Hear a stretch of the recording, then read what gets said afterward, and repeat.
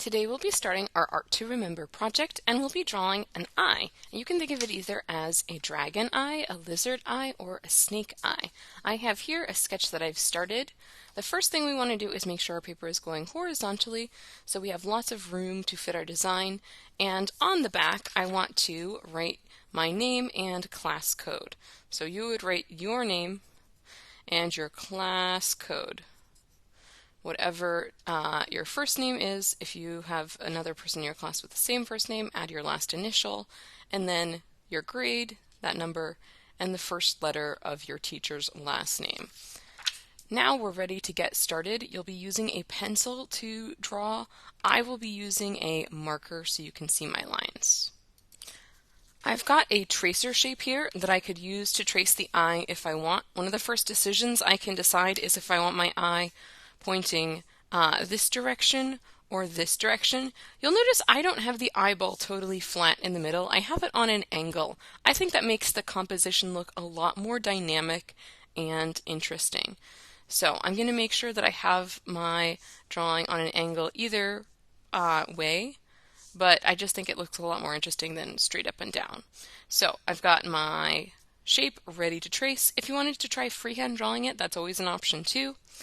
Then whenever I'm tracing, I want to make sure I am holding down with my other hand so the tracer won't slip and slide around. Press against the edge to trace it.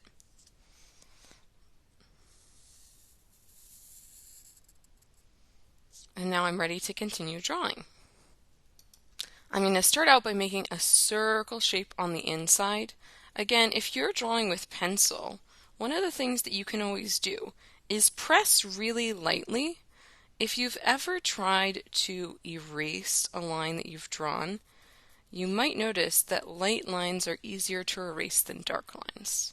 Now I will add some more lines just to sort of fill out the rest of the eyeball shape. And I'm going to work on drawing the pupil, which is the shape in the middle. And I'm going to actually have sort of a cutout of it to represent where a highlight would be. Here we go. So instead of making this side down exactly the same, I'm going to make it come down.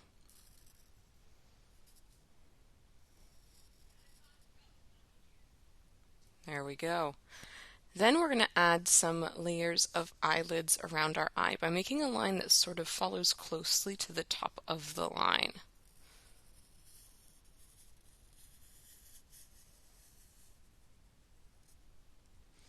And I'm going to do that again on the bottom as well. Sometimes I find it's easier to rotate my drawing when going rather than trying to change the position of my hand a lot. But you can figure out what's easiest for you in your drawing as you're going. And I think I'm going to do one more layer of each of those sort of eyelid shapes.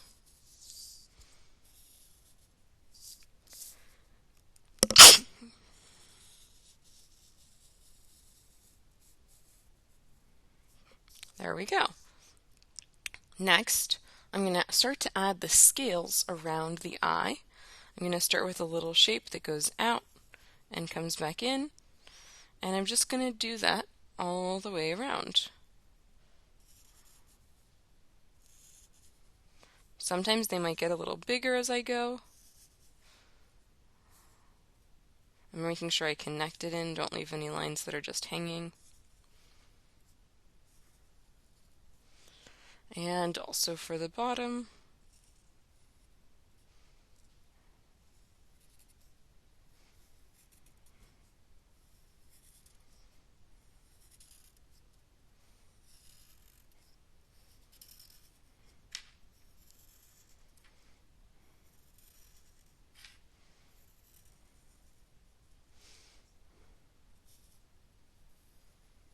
There we go.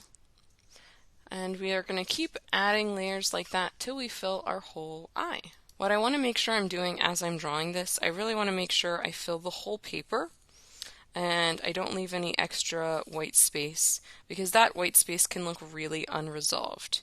If you're having trouble drawing all of the scales, there are some other options for filling the white space, and I can show you those as well. I think I'm going to make at least 2 layers of scales, maybe quite a lot more. If you want to just do scales like this to fill up the whole thing, that's fine. One way to make it go quicker is to make your scales get larger as you go. That's an option for filling the space. Another option is we can start to create some more layers, kind of like we did the eyelid. You can also use different patterns. You just used a pattern of triangles and circles here as a layer around the eye, or you could draw different shapes that sort of more loosely connect like scales. So really there's a lot of options as we're working on this. For this one, I think I'm going to draw a shape that goes out and around. Whenever it runs into the edge of the paper, I'm going to imagine that line staying about the same distance and then reconnect it down here. Because by making our drawing look like it goes off the edge, we're making it look more like a real animal.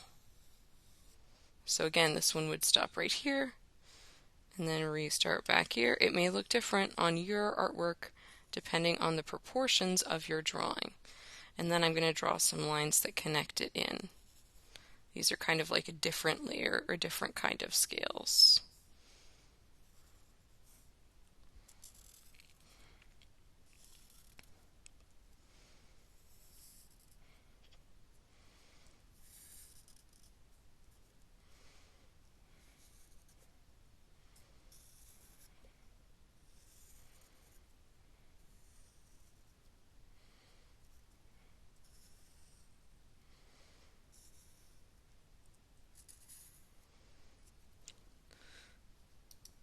If you wanted to draw any spikes, if you're imagining this as more of a dragon or a lizard, that's an option as well.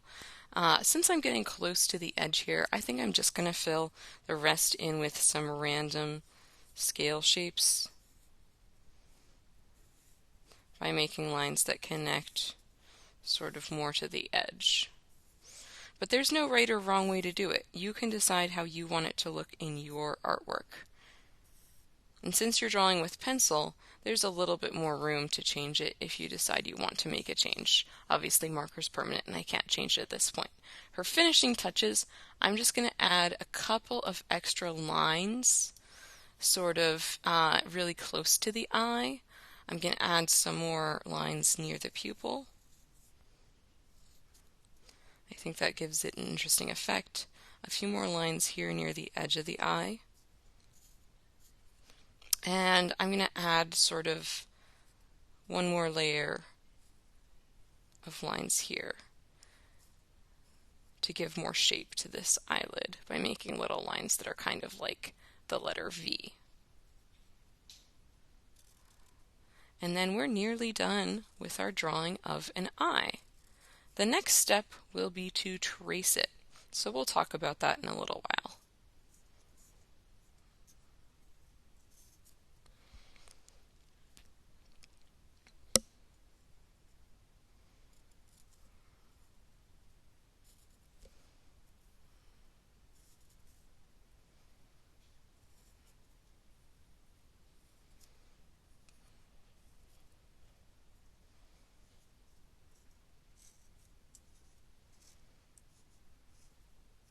When you're done with your eye, it might look something like this, except of course, all of your lines will be in pencil. After you're all the way done drawing your eye with pencil, the next step will be to trace with marker. My recommendation for the markers is that you think about the colors you want to use beforehand. I do have some colored Sharpies that you may use to trace. However, I'm noticing that a lot of students get really excited about all of the colored Sharpies and want to add all of the colors to the eye, which makes it look kind of busy and less clear and focused. So I think it's going to be more effective if you stick with a pretty limited color palette. I chose a yellow for the eye itself, gray and black for the pupil, which is the only part we're coloring, and I'm going to do different blues, or maybe even just one blue, to trace these scales. When I am drawing with the marker, some of these are pretty new and we want to keep them lasting a long time. It works best with Sharpies if we actually just let the ink flow and we pull the marker, a lot of people want to push it, and what that does is it damages the nib or tip of the marker. So when I am tracing my artwork, I really want to go slow, or so that I can stay on my lines, and just let the ink flow out. I'm not really applying any pressure. I'm just letting the ink flow as I pull the marker towards me. If this isn't how you're used to using markers, this might feel like a change at first. But what it's going to do is it's going to help these markers last a long time so that everyone can get a chance to use them.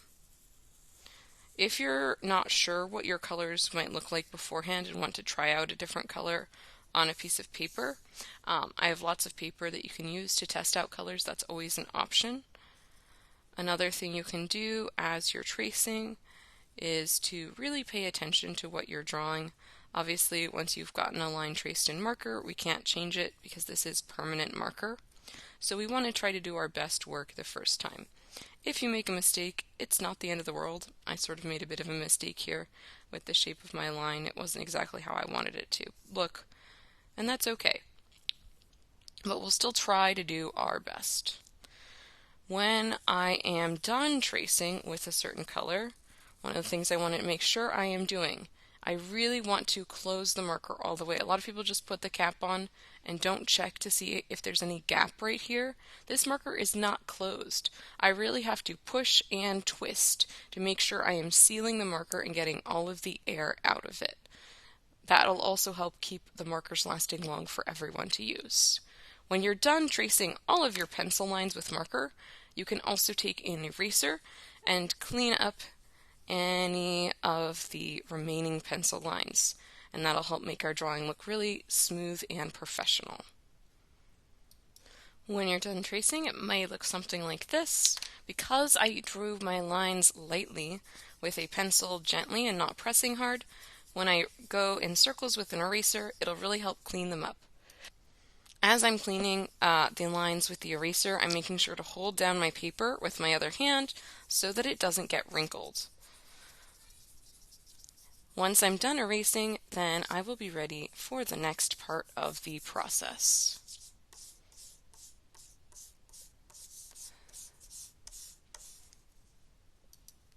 For our next step, we'll be using watercolor paint to lay a base layer of color down. This will help fill in any remaining white gaps, and then we can add more detail on top with colored pencils when this is dry. So I've got my water. Since it's water activated paint, I always need to put a little bit of paint on the color I want to use, and then I can swirl gently with my brush to pick up that color. Looks like this brush wasn't totally clean all the way, so I'm going to wash it out a little bit more.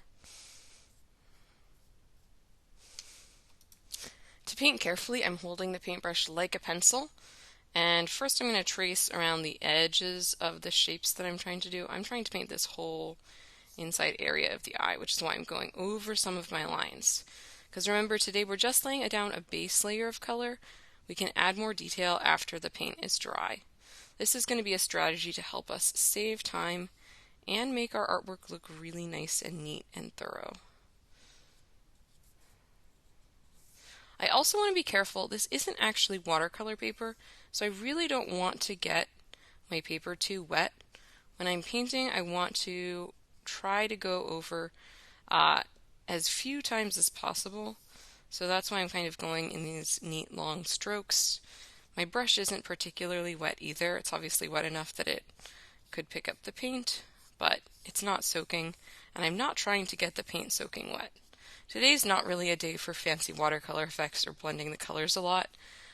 Again, we're going to be adding more to our artwork on top of this. This is just to get a base layer of color down. And it doesn't even have to be a particularly dark color either.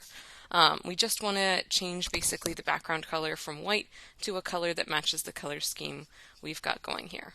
Whenever I want to change colors, I want to wash out my brush so that I'm not mixing up the colors for everyone else. And then I'm going to move these paints so I can get the next color that I'm ready for.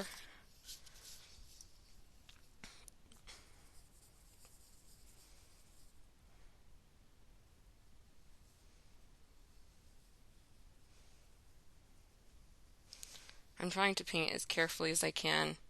I think I was rushing a little bit there, which is why I got some color in that other section. Sometimes if you make a small mistake like that, you can dab with tissue to absorb it. Sometimes that'll change it, sometimes that won't.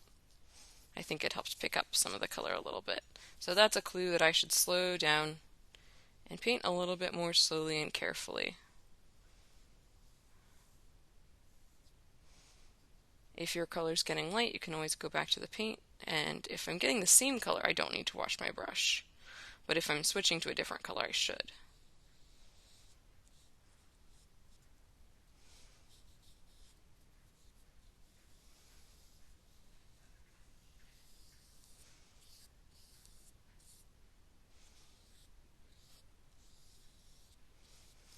Alright, now we just have the rest of this background area to do.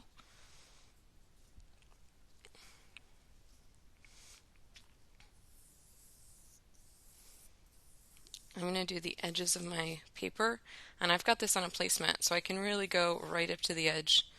The placemat is super helpful for catching any spare drops of paint, and that way I can fill the whole paper to make it look like my drawing continues on. Because obviously if this were a real animal, it would have the rest of its body past the confines of our paper.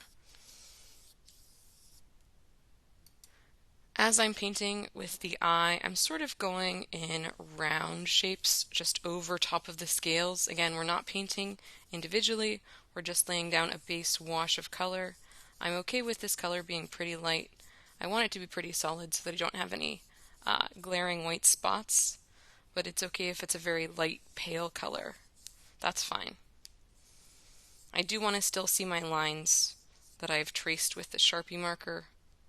Whether you traced in color or in a black and marker, either way I still want to see them because we're going to help define those scales even more after this layer is dry. Almost there.